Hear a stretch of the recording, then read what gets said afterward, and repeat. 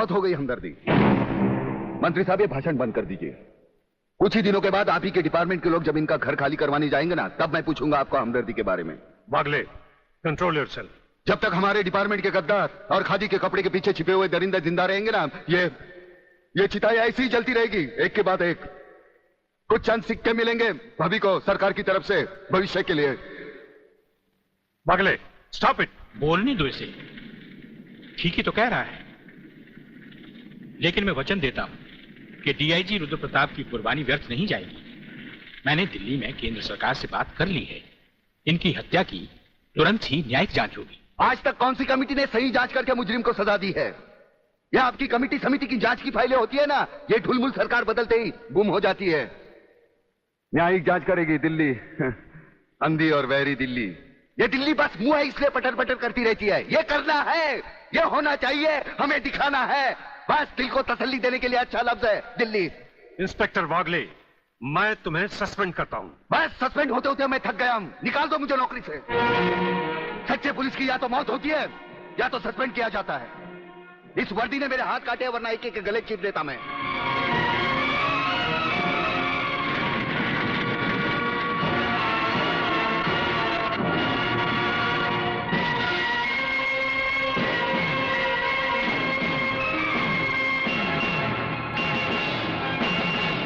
ना तलवार की धार से, ना गोलियों की बौछार से। बनना डरता है तो सिर्फ परवरदिगार से।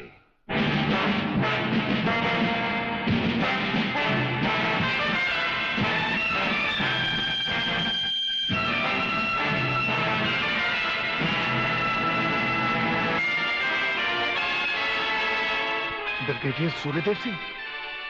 अच्छा, तो यही है तुम्हारा ब्रिगेडियर सूर्यदेव सिंह। ढूंढ डालो इसे। खबरदार, कोई हिलेगा नहीं। हमारे कमांडोज ने तुम्हारे सब साथियों को घेर रखा है। स्वामी जी, जरा अपने पीछे भी नजर डालो। ये कमांडो बड़ा खतरनाक है। तुम्हारा बाप है, पत्ता हिलने से पहले ही पेड़ काट डालता है। तुम्हारी भलाई अब इसी में है कि बिना हिले जुले खामोश खड़े रहो।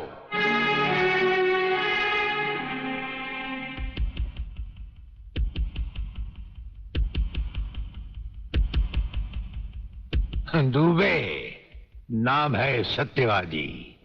सत्यवादी दुबे।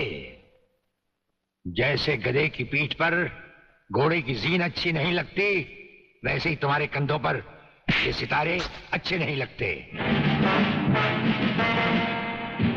और ये कमरबंद पेटी भी अच्छी नहीं लगती।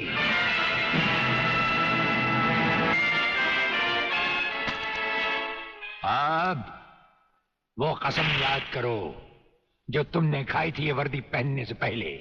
हम कसम खाते हैं कि हम पूरी ईमानदारी और वफादारी से देश और कानून की रक्षा करेंगे।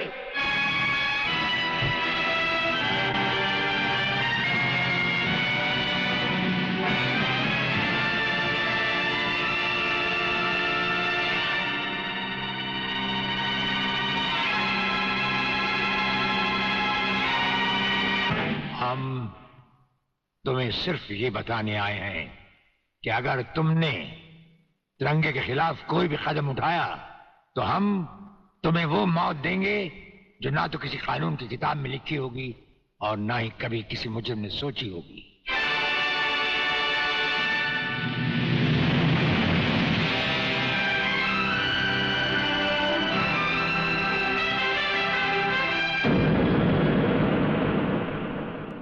योर ऑनर, मैं इंस्पेक्टर वागले, इस केस की छानबीन मैं कर रहा हूं। अदालत से इस केस के बारे में कुछ कहने की इजाजत चाहता हूं। इजाजत है। Thank you sir.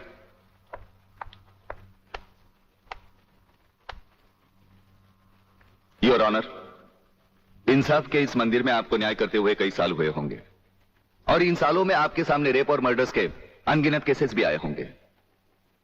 क्या उन अनगिनत केसों में आपके सामने कोई ऐसा केस आया है जहां कत्ल और बलात्कार करने वाले ने जिसके ऊपर बलात्कार किया है उसे खुद अस्पताल पहुंचाया हो। ये तो अभी तक सुना नहीं कभी। सही कह रहा है ये। कुछ ना कुछ गड़बड़ जरूर है। बहुत बड़ी ऑर्डर ऑर्डर। इंस्पेक्टर वागले, मुझसे सवाल करने की बजाय आप इस केस में रोशनी डालिए। वही कोशिश कर रहा हूं सर।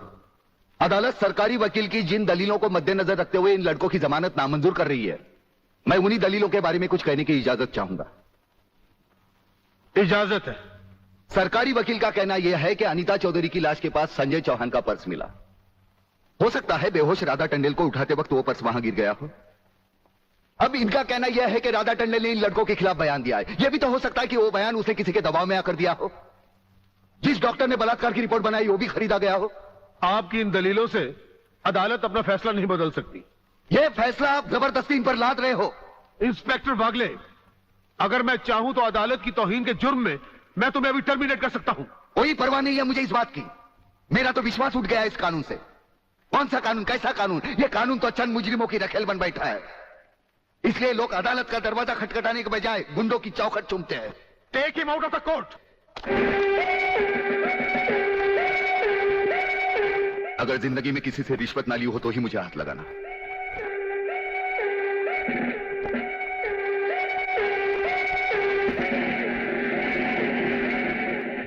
इन्हें गिने भुक्कड़ लोगों की वजह से अदालत शतरंज की बिसात बन गई है, जहां कोई भी आकर कानून से खेल सकता है। लेकिन इन खिलाड़ियों को अगर मैंने सच्चा कानून नहीं सिखाया तो मेरा नाम भी शिवाजीराव वागले नहीं।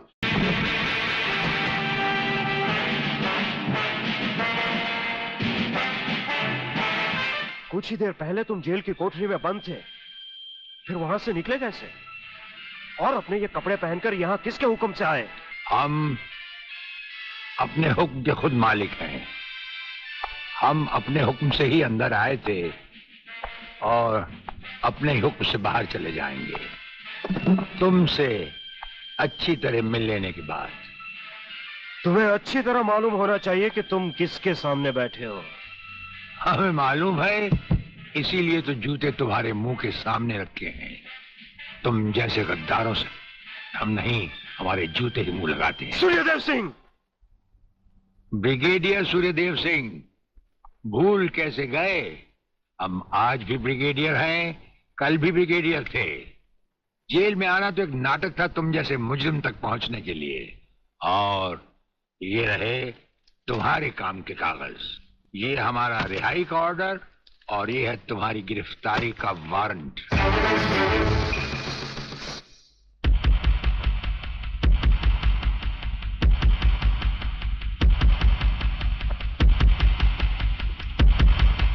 याद करो वो दिन जब तुमने ये वर्दी पहनने से पहले एक कसम खाई थी। याद करो। हम कसम खाते हैं कि हम पूरी ईमानदारी और वफादारी से देश और कानून की रक्षा करेंगे।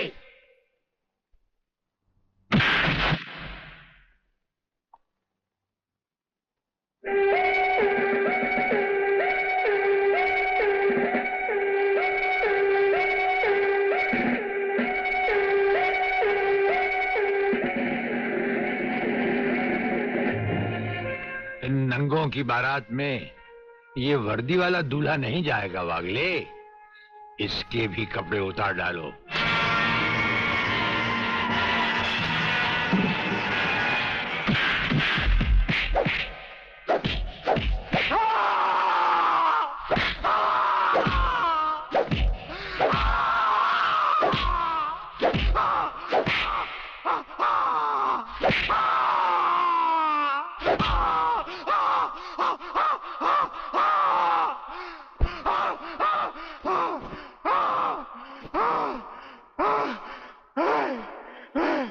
सच कह रहा हूं, मैं बेकसूर हूं।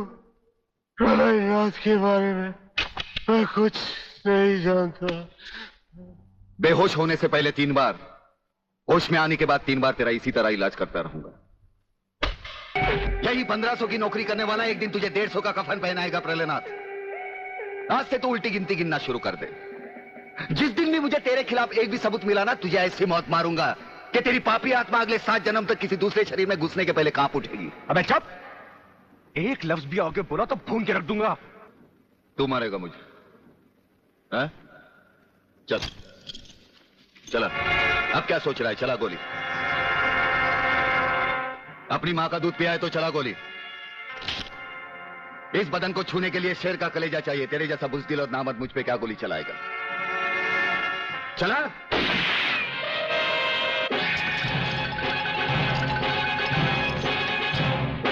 पुलिस अफसर पर गोली चलाने के जुर्म में मैं तुझे गिरफ्तार करता हूं। प्रहलाद जरा भी हिले तो इसकी खोपड़ी खोल दूंगा।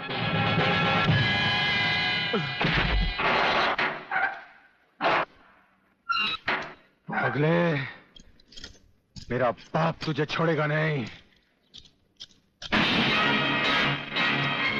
आखिर तुमने वही किया जो हम नहीं चाहते थे। आज तक एक बात मेरी समझ में नहीं आई, आखिर आप चाहते क्या है? क्या आप ये चाहते हैं कि एक के बाद एक की मौत होती रहे और हम चुपचाप देखते रहें? पहले डॉक्टर गुप्ता की मौत हो गई, फिर अली मारा गया, आज इस प्रहलाद के पिल्ले ने मुझ पर गोली चलाई। ये देखिए, अगर मैंने बुलेट प्रूफ जैकेट नहीं पहनी होती तो मरने वालों की लिस्ट में मेरा भी नाम जुड़ जाता। लेकिन इसने तुम पर गोली क्यों चलाई? क्योंकि मैंने इसे मजबूर किया था। इसके खिलाफ सारे सबूत मैंने पहले ही इकट्ठा कर लिए थे। सवाल था उंगलियों के निशान का, जो इस रिवॉल्वर पर मौजूद हैं। एक बात मैं दावे के साथ कह सकता हूं सर, अनीता चौधरी का कातिल और राधा टंडेल से शरीर संबंध रखने वाला यही है रसिकनाथ। डीआईजी के बेटे संजय को फंसाया है क्योंकि वो अपने बाप के कातिल का चश्मदीद गवाह है। वागले, अब हम इसे उस अस्पताल में ले जाएंगे जहां इसके अंदर के छुपे हुए राज एक बीमारी की तरह बाहर आ जाएंगे।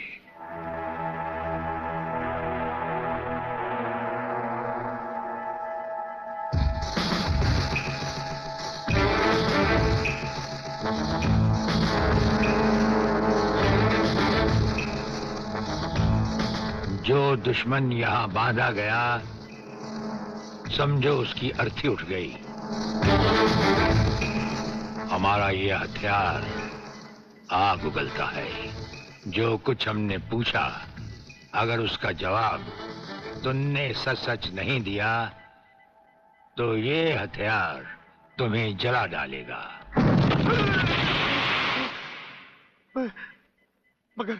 मगर आप चाहते क्या है? प्रलयनाथ गिरना स्वामी तुम्हारा बाप है। हाँ जी, हाँ जी।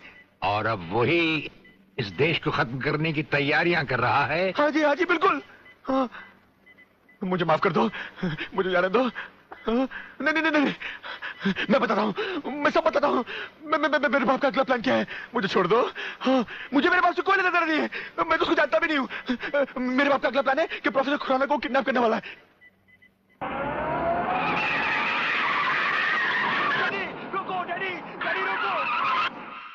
डैडी, ये बहुत खतरनाक लोग हैं, मुझे बचा लो डैडी, जल्दी जल्दी जल्दी।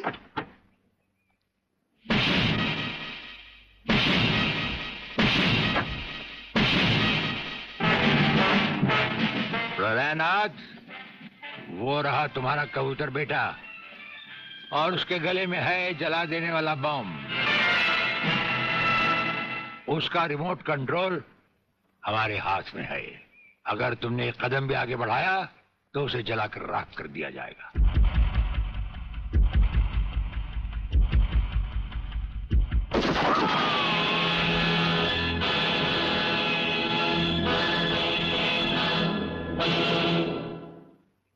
काफी हो गया, ये तमाशा बंद करो प्रलयनाथ।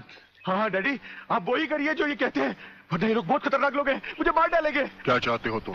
क्या मजेदार सवाल किया है तुमने, समझे नहीं। प्रोफेसर खुराना को वापस करो और अपने इस कबूतर बेटे को यहां से लेकर रफू चक्कर हो जाओ।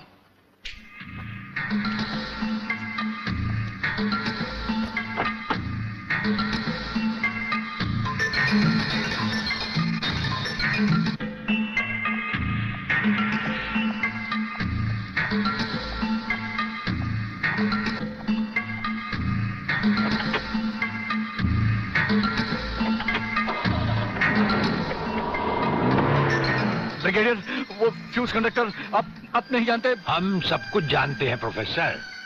उसकी गाड़ी में हमारा ट्रांसमीटर लगाया जा चुका है। वो जो कुछ भी कहेगा, जो कुछ भी करेगा, जहां कहीं भी जाएगा, उसकी हर एक मूवमेंट की खबर हमें मिलती रहेगी। हमारे ट्रांसमीटर का सिग्नल बता रहा है कि गिड्डा स्वामी का अड्डा वो ये रहा, ये से बाहर एक वीरान जगह पहाड़ियों के बीचों बीच है। कमांडोज रेडी फॉर ऑपरेशन तिरंगा।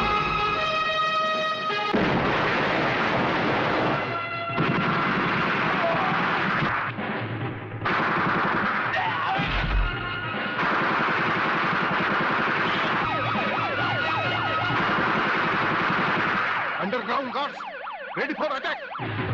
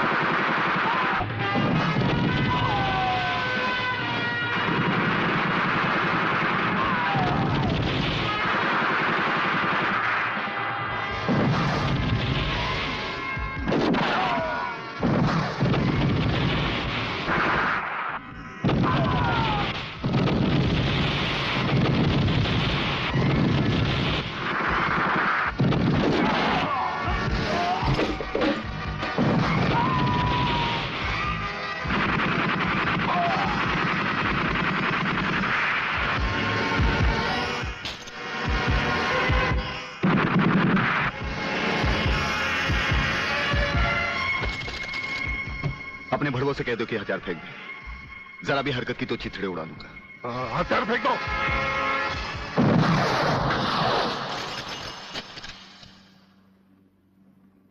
हम तो समझे थे कि तुम जंगबाजों की तरह जंग लड़ोगे, लेकिन तुम तो एक घटिया किस्म के भगौड़े प्यादे निकले। अधूरे में ही हथियार डाल दिए। प्रलयनाथ कभी कोई जंग अधूरी नहीं लड़ता ब्रिगेडियर। देखना चाहते हो तो देखो।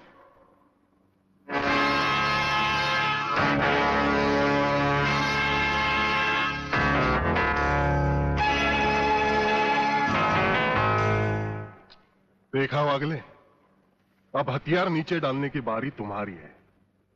डाल दो हथियार।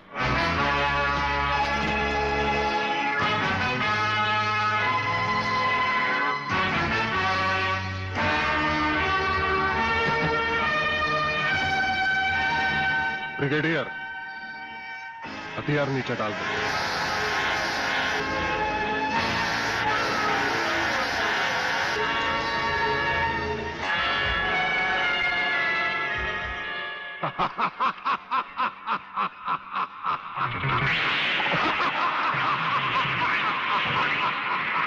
बागले साहब, यही है मेरे पिताजी का कातिल। इसीने मेरे पिताजी का खून किया। यही है कातिल। बागले साहब, मत छोड़ना इसे। हाँ हाँ, मैं हूं तेरे पिता का कातिल, और आज तुम सबका कत्ल भी मेरे हाथों से ही होगा। वागले, तुम्हारी गर्मी को ठंडा करने का सामान भी मैं साथ लाया हूं। वो देखो।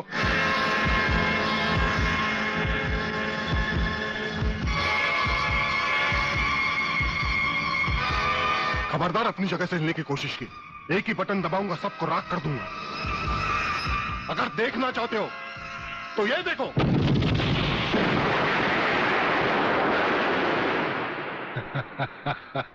देखा ब्रिगेडियर, मेरी जंग की शुरुआत, और इसकी इंतहा होगी तुम्हारी बर्बादी और हिंदुस्तान का खात्मा। हिंदुस्तान का खात्मा? हिंदुस्तान का खात्मा तो सदियों से कोई नहीं कर सका। वो तो एक ख्वाब ही रहा जो न कभी पूरा हुआ था और न कभी होगा। रहा हमें मारने की बात, तो फिर हिंदुस्तान में शेर बचे ही कितने हैं। उन्हें तो हुकूमत भी मारने की इजाजत नहीं देती। और फिर तुम जैसे गेंडे की शक्ल की औकात ही क्या? मेरी औकात का पता तो तुम्हें आज ही चलेगा ब्रिगेडियर। मैं भी देखता हूं इन शेर के जबड़ों में कितने दांत हैं।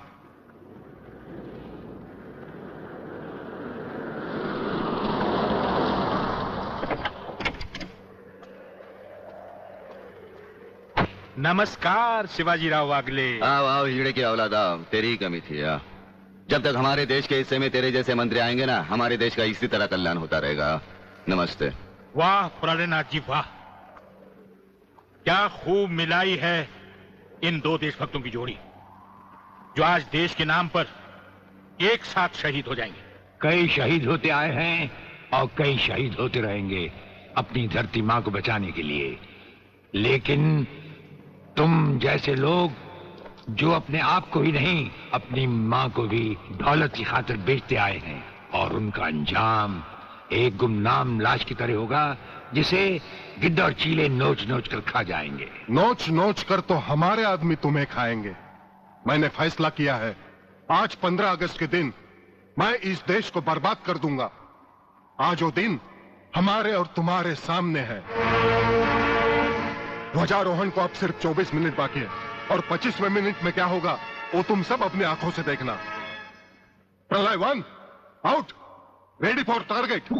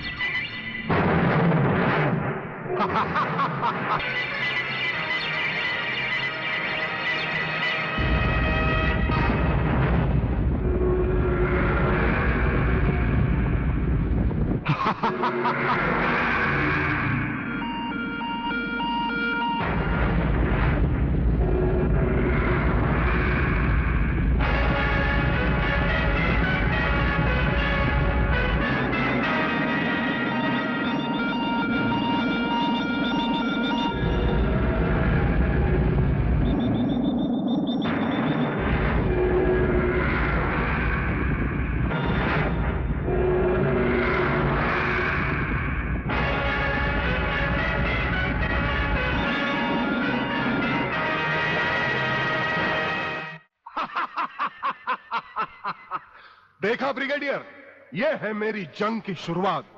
अब तुम सबके सामने ये मेरे तीनों मिसाइल्स ईस्ट, वेस्ट और नॉर्थ कमांड को खत्म करेंगे और हिंदुस्तान पर विदेशी हुकूमत का झंडा लहराएगा। और इस देश की बर्बादी तुम सब अपनी आंखों से देखोगे। ये देखो,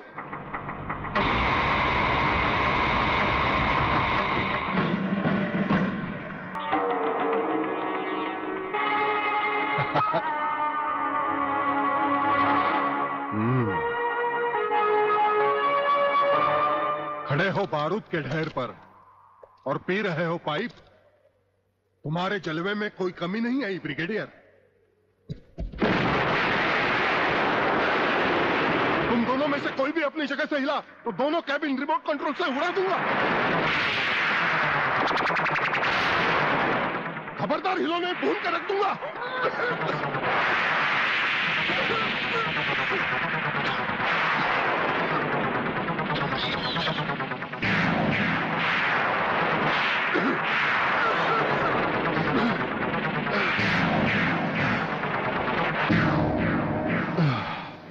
ये तो हमारे एक छोटे से पीने वाले पाइप का कमाल था।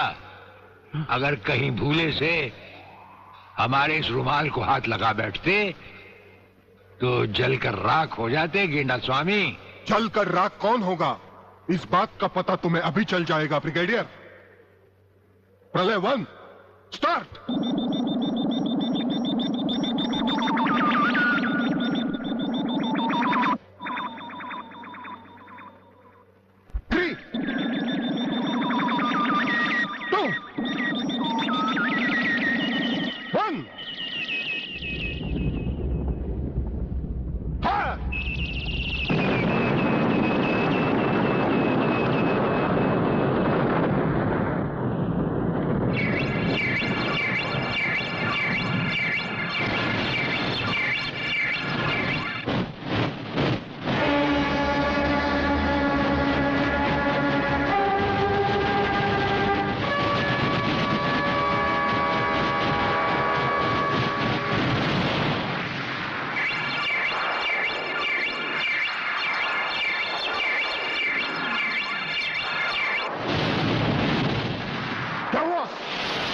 तीसरा सब मिसाइल चालू कर दो।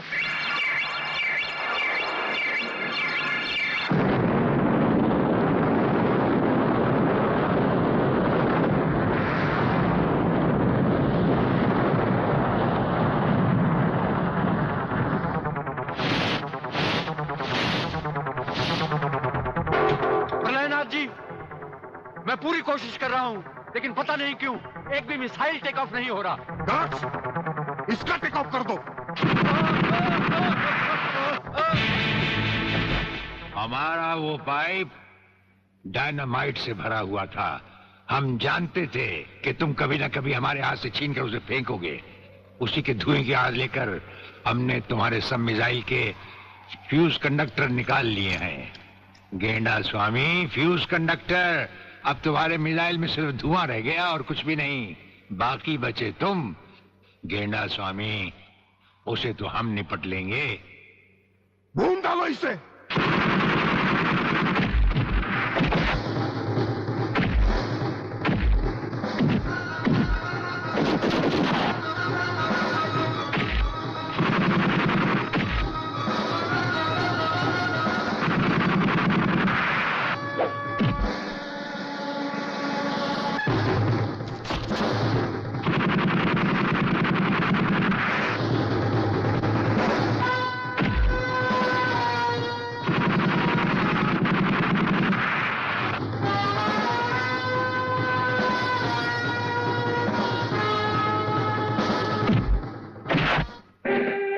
मैं शिवाजीराव बागले, मराठा मरता है या मारता है। याद है मैंने तुझे एक दिन कहा था, यही 1500 की नौकरी करने वाला एक दिन तुझे 150 का कफन पहनाएगा।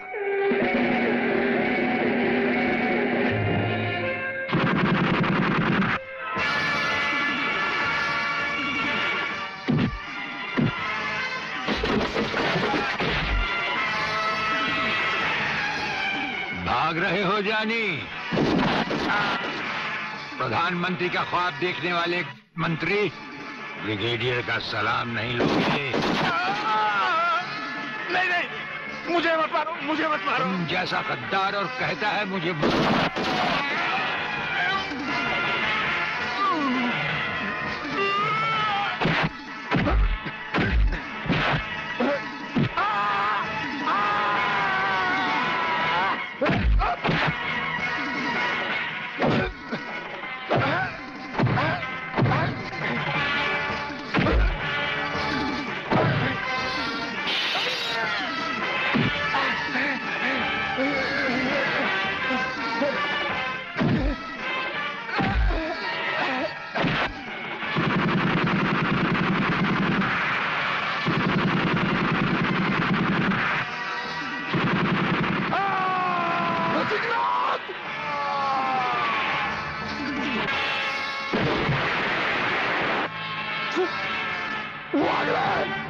Come here!